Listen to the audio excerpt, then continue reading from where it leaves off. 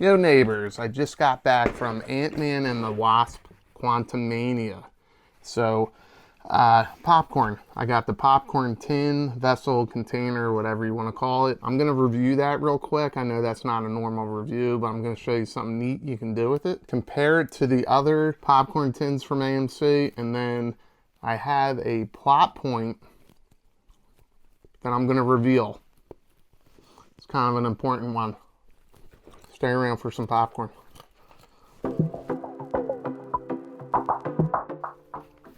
Alright guys, so normally I wouldn't do this kind of review, but I just wanted to show you the popcorn container that I got at AMC today. Kind of, is it worth it? So this is, we'll just get right into it. This is the Antman and the Wasp. It is Antman, the QUANTUMANIA popcorn tin that you can get at AMC. I don't think it's up on the website just yet, but I'll leave a link to it down below. Anyway, you can probably order it in the next couple weeks. I think they sold out pretty quick at the movie theaters. It is kind of a cool little, I don't know, movie souvenir. We didn't actually put the popcorn in it at the movie theater. I did see people reuse the plastic bag, put it inside and fill it with popcorn. That's a little gross. I don't know how clean these things are.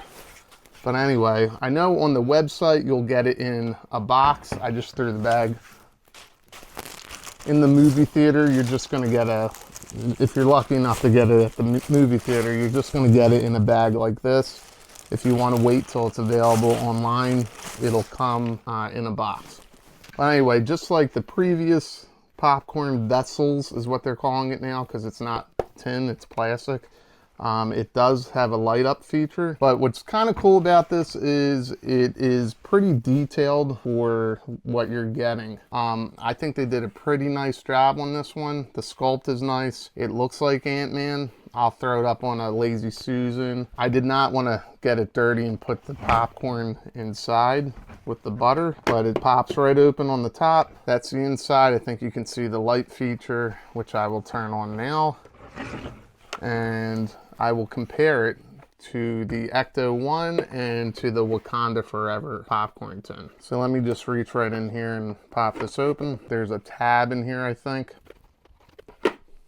There's no reason to reach inside here. There is a tab on the bottom that you pull out, turn it on, and you might see my fingerprint right there. It's just got a glowing effect that kind of evokes, I guess, Scott's helmet in the movie. Got the light up effect. It's kind of cool. I'm not sure if you can pick it up with the lighting here, but when I put it on the Lazy Susan, I'll turn the light off so you can get a true idea of what the effect looks like, but it is pretty cool looking. Why would you want this? Maybe if you're a huge fan of Antman. I did pick one up for a buddy that is a huge fan. I like having the little movie props rotated out. It's kind of fun just to have in the man cave or on my desk at work. I kind of think that it lends itself to kind of a cool diorama piece. So I don't have any Antman figures. I do have some Marvel Legends, but I am gonna use this Cobra Trooper to stand in for Scott, and I'll try and take like kind of a cool dynamic shot, and I'll throw it on at the end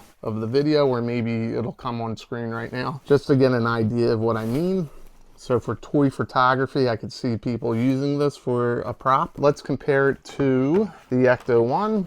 The Ecto-1 has light here. And then to the Black Panther Wakanda Forever. This one actually is a tin. You can hear that there. Also light up effect.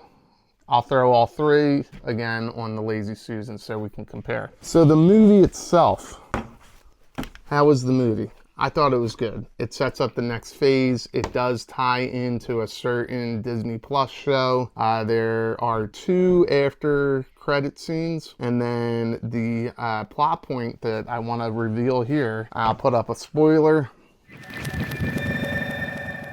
It's not really a spoiler, but the plot point that carries over from Antman and the Wasp into Endgame does not get answered here. And the plot point I'm talking about, because I know the answer, the plot point is, why did, when Scott went into the quantum realm, he was there for 5 hours in his mind, physically. 5 years passed because time in the quantum realm moves differently. So if Janet was also in the quantum realm for 30 years, that could have been 30 hours, right? Why did she age 30 years? And the answer is Scott Lang is played by Paul Rudd. Janet Van Dyne is played by Michelle Pfeiffer. So if that doesn't answer it for you, this will. Paul Rudd doesn't age. That's the answer.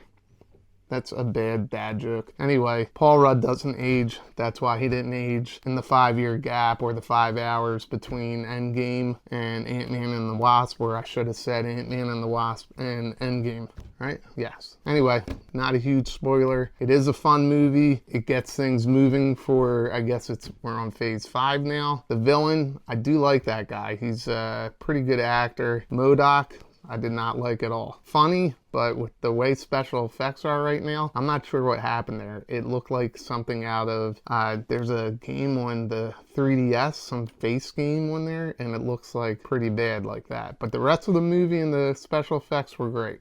Anyway, let's take a look at the helmet. I'm not putting popcorn inside and compared to the other two, but is this worth getting? The helmet comes to $32. So if you buy it at the movie theater, you get a free large popcorn.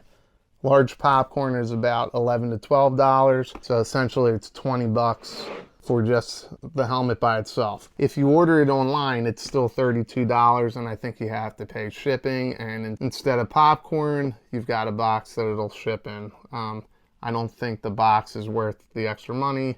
So if you get a chance to get it in the movie theater, it might be worth it. Ordering it online, maybe not so much unless you're a huge fan.